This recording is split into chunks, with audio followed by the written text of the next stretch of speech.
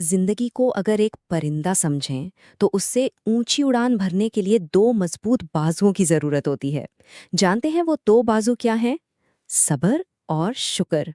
यही वो दो ताकतें हैं जो हमें जिंदगी के हर उतार चढ़ाव में संभालती हैं और तवाजुन के साथ आगे बढ़ने में मदद देती हैं।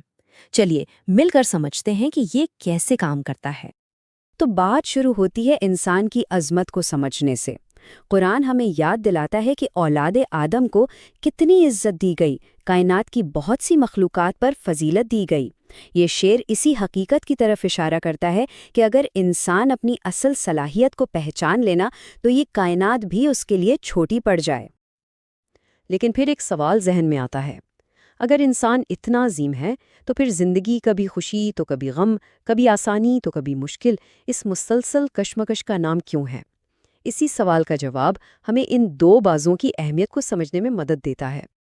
तो आज हम क्या क्या देखने वाले हैं? सबसे पहले हम जिंदगी के उतार चढ़ाव को समझेंगे, फिर सब्र और शुक्र, इन दोनों बाजुओं को गहराई से जानेंगे। एक कहानी के जरिए देखेंगे कि ये अमली जिंदगी में कैसे नजर आते हैं, फिर इनकी जड़ यानी आजिज़ी पर बात करेंगे और आखिर में देखेंगे कि इस सब का मीठा फल क्या है।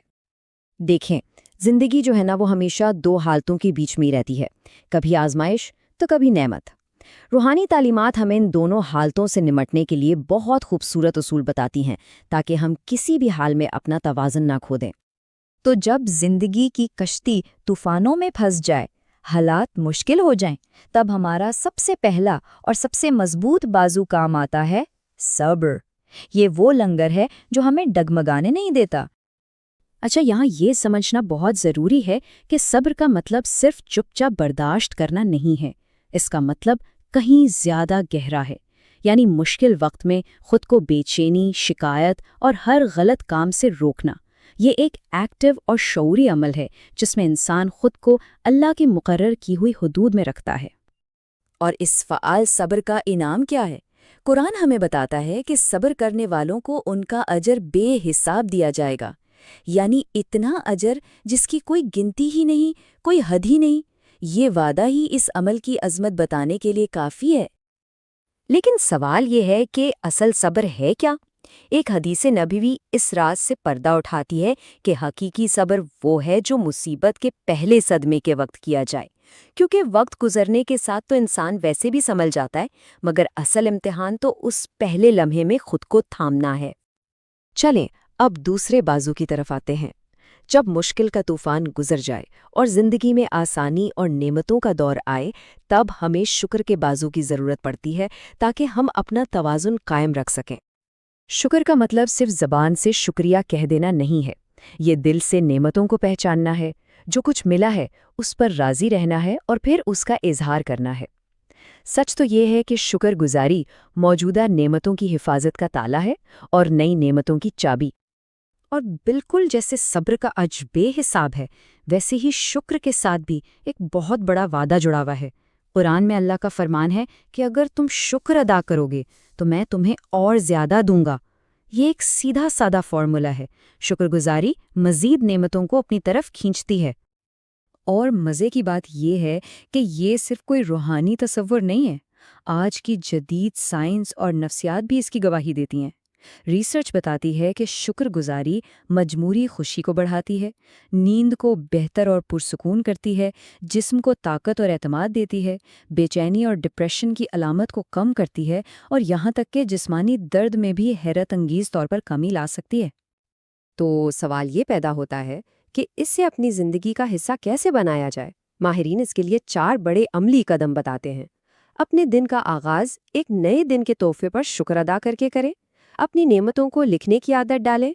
कभी चहलकदमी के दौरान अपने इर्द गिर्द की छोटी छोटी खूबसूरत चीज़ों पर गौर करें और रात को सोने से पहले दिन के अच्छे लम्हों को ज़रूर याद करें। अच्छा, अब जब हमने इन दोनों बाजुओं को थ्योरेटिकल तौर पर समझ लिया है, तो आइए देखते हैं कि ये असल ज़िंदगी में एक साथ कैसे काम करते हैं। सब्र और शुक्र के इस ताल्लुक पर एक बड़ी दिलचस्प और मज़ाहिया मिसाल है, एक मियाँ बीवी के मुकालमे की शक्ल में। एक बदसूरत शौहर ने अपनी खूबसूरत बीवी से कहा, मैं तो जन्नती हूँ क्योंकि तुम जैसी बीवी मिलने पर मैं अल्लाह का शुक्र अदा करता हूँ। बीवी ने फौरन जवाब दिया, ارے میں تو تم سے بھی پہلے جنت میں جاؤں گی کیونکہ تم جیسے شوہر کے ساتھ میں صبر کرتی ہوں۔